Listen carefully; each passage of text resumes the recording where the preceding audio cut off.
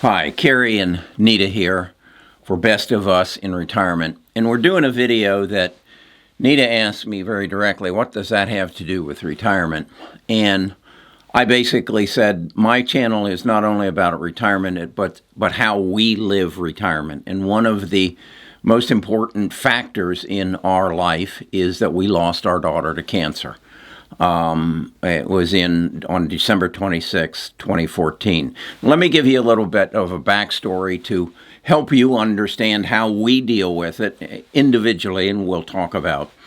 Shannon was born in what, 1973. 1973. When she was Mother's Day. On Mother's Day.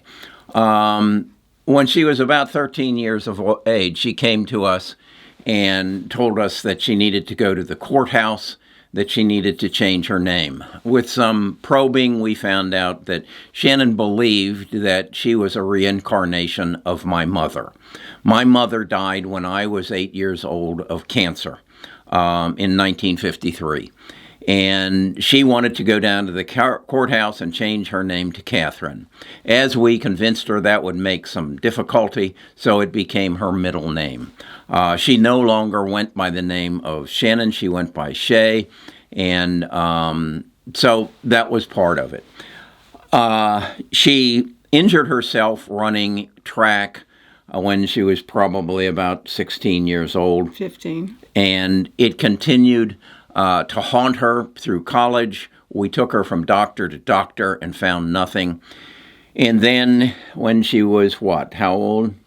Probably about 26. They did an MRI on her, and they found she had a soft tissue sarcoma in her foot, and they told her basically that she had a life or limb decision. They amputated her foot to get the cancer out of her body, and she learned to use a prosthetic. About 12 years later, is that right? Yes. She passed away on December the 26th, 2014. What this video is about, and if you want to know the whole story, go into the description. I'll give you a link to Shannon's story. It's on one of my websites, and it's something that I've written that gives you a complete understanding of what happened and how it happened and how it all chronologically came together. The question that Nita and I want to address here, and we hope that we can help other people, is how do you survive that? How do you survive the loss of a child? It's common said, a parent should never have to bury their child. We did. Nita and I approached it very differently, very differently. I think, and we've talked about this, it would have been very easy for Nita to have blamed me. It would have been. Your father and your mother both have died of cancer.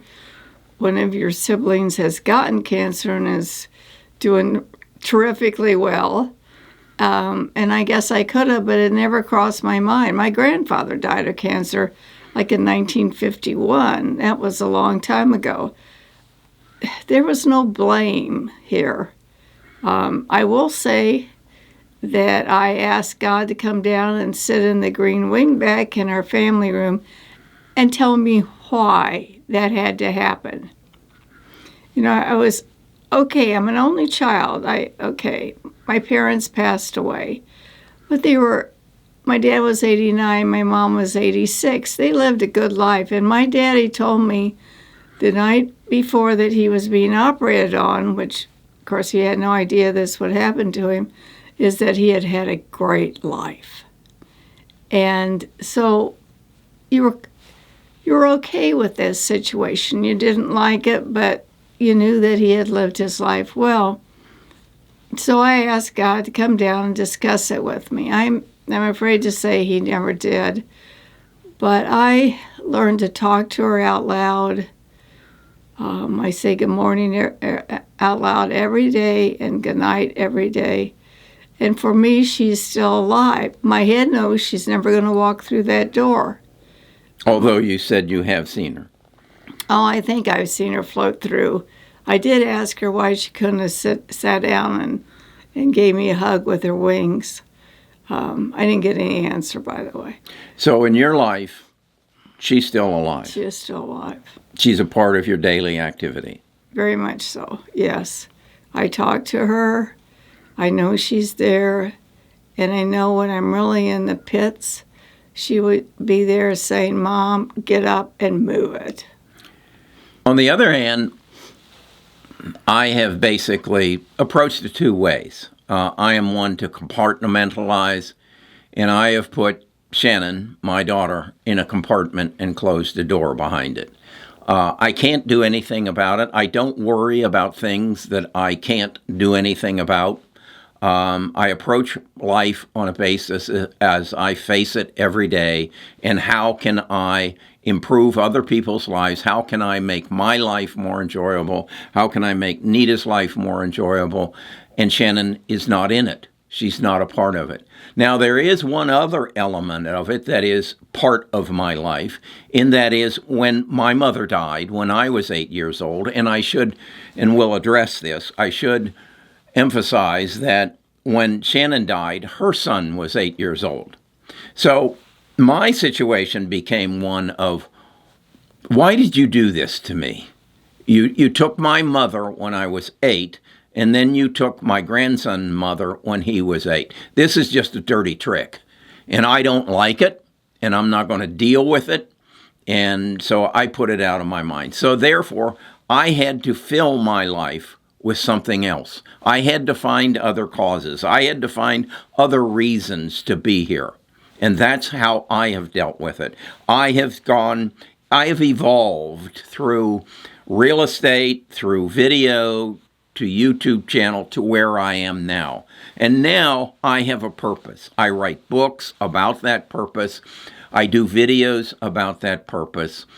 But she is not a part of my life, unlike Nita's. But we coexist in that. The other element that was important to both of us was when my mother died, I wasn't invited to the funeral. I didn't know what she died of until I was probably in my mid-50s when I was on a lake in Canada fishing with my father, and I asked the question. And that was the first time that my father and I spoke of my mother. And so I had no knowledge of it. I have gained a little bit of knowledge because I wanted to reconcile who I was and why I was, and I've written 2 books about it. I've written one called Tall Grass, and then I've written one called Find Happiness in, what is the name of the book? There it is. Who you are and why you are the way you are. Who you are and why you are the way you are. And who I am is, and why I am the way I am, is because my mother died when I was 8 years old. And there are 10 days in that whole scope of things that formed Carrie's personality. And I think that is one of the ways that I have survived. It's in here. I've taken it out of here.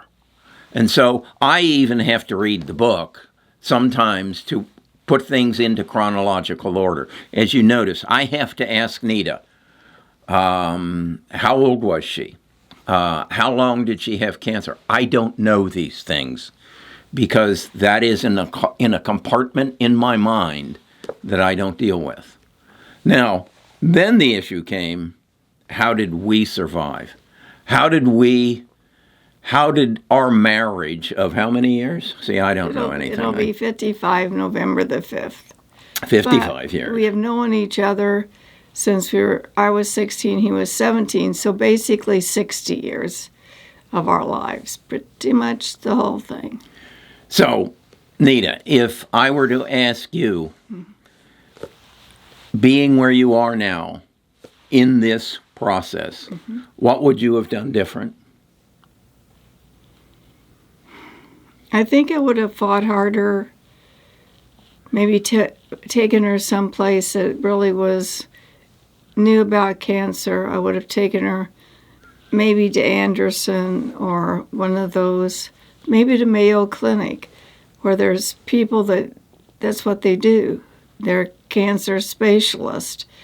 I think I probably would have done that. I guess and then you think we had to go on some trips during this time, and I would have not done that. Otherwise, Shannon was everything I wish I could have been, and I raised her. So she took her life, and she lived it. And that's one thing I would say to all of us.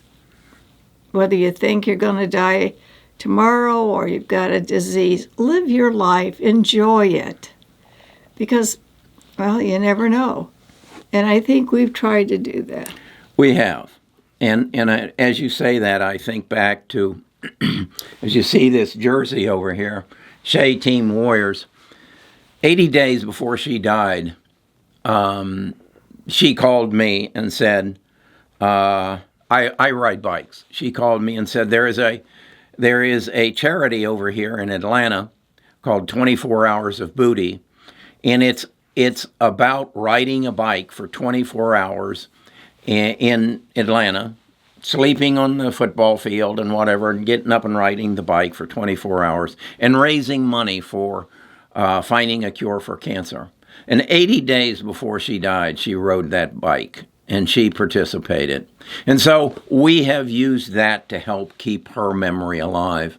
And I would ask you, if you would like to support us, we have through this channel a place that you can go. Underneath this video, you're going to see a box that says join, and you can join our fight to find a cure for cancer and donate about $4.99 a month to help us fight cancer. That's part of, although I have compartmentalized her and her death, that is how I strive to keep her memory alive. Unlike what happened to me when my mother died, her memory was never spoken of. In an effort to learn more, I actually went back to Cincinnati, Ohio, where we lived, and Champaign, Illinois, and interviewed my aunts and my uncles to find out more about my mother. And that helped me. That helped me. But I think the real achievement in all of this is that this lady and I stayed together. We talk very openly. She knows who Carrie is. I know who Nita is. And we are here to support each other. And I can openly say, Nita takes care of me. Well, I can say the same thing. You take care of me. And that's how we get through it. That's how we get through it. And I also think that when we're together with our son and his wife, our daughter-in-law, Ginger Lee, we talk openly about Shannon. And when Aiden, who is Shannon's son, is there, we talk about things she did and just laugh and have a good time. So Aiden knows a little bit more about his mother as he goes through getting older. He, you'll ask him, do you remember this? Oh, you should know. She was so funny. We saw a picture recently that my son was with him and they had taken, and his hair was pretty wild and woolly. And Shannon would have loved that because she always fixed his hair with what she called product, and she'd push it up. And so we try just to keep her alive, that she may be buried and not with us, but she's always with us. So that's how we've gotten through it. I hope this video is of some help. I would like to open up a line of communication. So if you have something you'd like to share, put it in the comments, and Nita and I will make an effort to respond to you.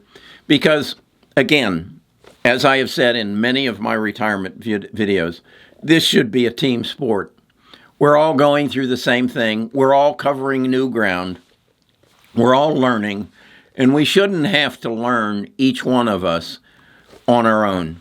We should benefit from the knowledge of the rest of the team. and we consider you a part of our team. And if we can be of some help, reach out. Anything you'd like to add? No, just please reach out, because we've been through this. And even though it's been a while, I think in many ways we still go through it. But one thing you need to do is always talk about them. I talk about my daddy and my mom. I think people need, especially our grandchildren, and need to know about where we come from. So that would be a good reason to write your own book. That's true. Okay, thank you, and Thank we'll be you. talking to you again soon. Bye.